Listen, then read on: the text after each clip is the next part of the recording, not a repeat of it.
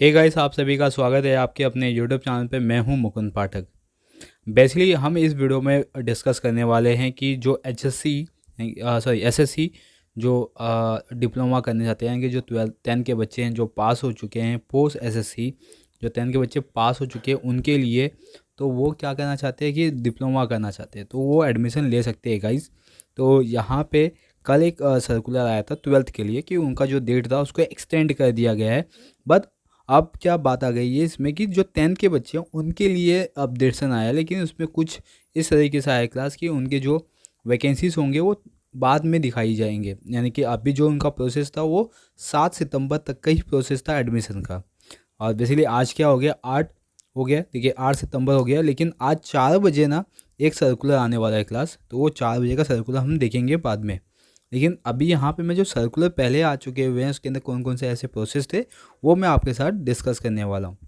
जैसे आप यहाँ पे देख सकते हो कि दो तरीके के कैंडिडेट यहाँ पे रजिस्ट्रेशन कर सकते हैं। अगर कोई न्यू कैंडिडेट है, ठीक है, यानी जो अभी 10th पास किया हुआ है, तो वो क्या करना चाहता है कि इसमें एडमिशन लेना चाहता है तो वो कर सकता है।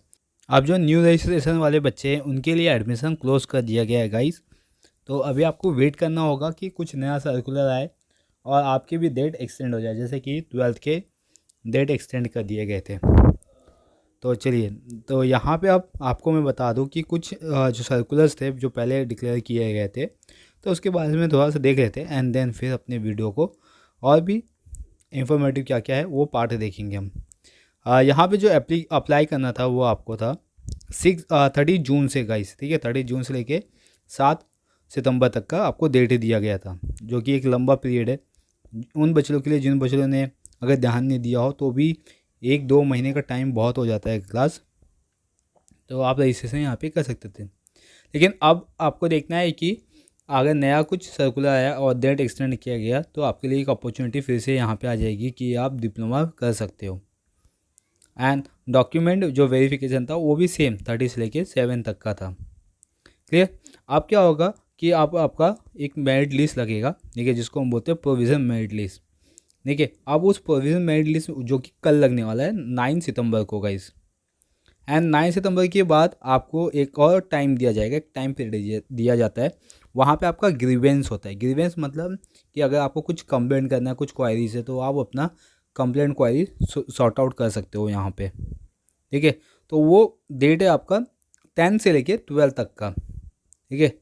तो आप यहाँ पे देख सकते हो 9 को आपका डिस्प्ले होगा, 10 से लेकर 12 तक का आपका ग्रीवेंस सॉल्व किया जाएगा, एंड 12 के बाद फिर आपको फाइनल मेरिट लिस्ट को डिक्लेयर किया जाएगा, ठीक है। यानी कि कुछ भी कंप्लेंट, कुछ भी क्वारीज हो सकती है अपने एप्लीकेशंस के अंदर या वेबसाइट के आगे, कुछ रिलेटेड कुछ क्वारीज हो सकती है, कंप्लेंट हो सकती है, तो उसका आपको एक बहुत टाइम प्रोसेस दिया जाएगा।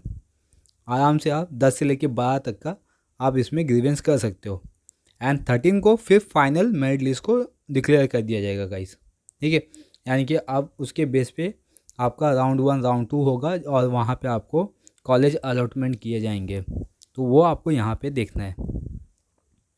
क्लियर। तो यहाँ पे मैं 13 तक का आपको बता दिया। आते अब इसके बारे में राउंड 1 एंड राउंड 2 के बारे में, यानी कि कैप राउंड 1 होगा और कैप राउंड 2 यहाँ पे कंडक्ट किए जाएंगे क्लास।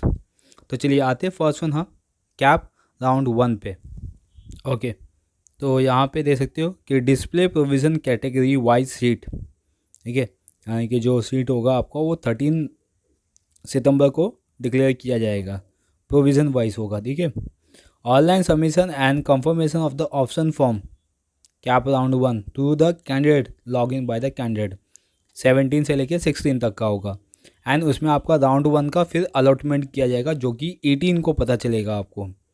एंड दूसरा फिर होगा आपका accepting the offer sheet by the candidate through his or her login as per the allotment of the cap round 1।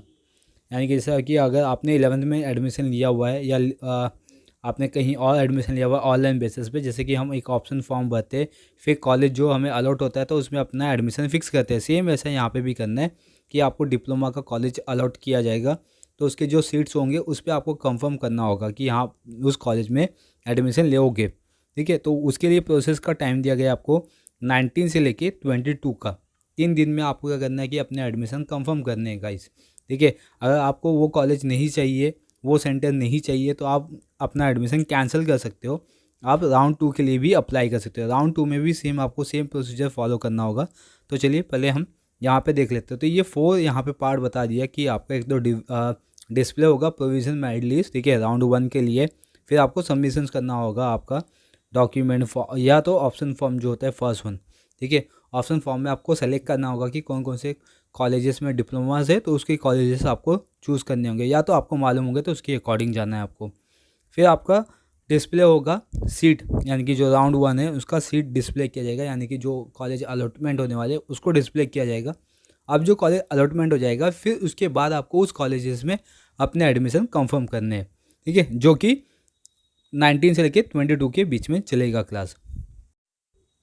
अब जो राउंड 2 है वो 24 को स्टार्ट होगा। 24 यानी कि जो राउंड 1 का पूरा कंप्लीट होने के बाद फिर आपका राउंड 2 स्टार्ट होगा। यहाँ पे भी आप अपने एडमिशन्स कंफर्म कर सकते हैं क्लास, लेकिन 24 सितंबर को, अभी राउंड 1 जब तक कंप्लीट नहीं होता तब तक आपको जो नए रजिस्ट्रेशन वाले बच्चे हैं उनको भी वेट करना होगा राउंड 2 के लिए। तो राउंड 2 आपका स्टार्ट होगा 24 के लिए, ठीक है, 24 सितंबर से। एंड देन फिर ऑनलाइन सबमिशंस होगा 25 से लेके 28 तक। एंड फिर इसका डिस्प्ले होगा प्रोविजन लिस्ट 30 सितंबर को। एंड उसके बाद 1 अक्टूबर से लेके 5 अक्टूबर तक अपने ग्रीवेंस आप कर सकते हो, ठीक है। एक प्रोविज़न लिस्ट लगता है जो, ठीक है, उसके बाद आप ग्रीवेंस कर सकते हो, या तो अपने डॉक्यूमेंट फुलफ़िल कर सकते हो, यानी कि कौन कौन से कॉलेज में चाहिए आपको सीट, तो ऑप्शन फॉर्म जो है उसको फुलफ़िल कर सकते हो, ठीक है।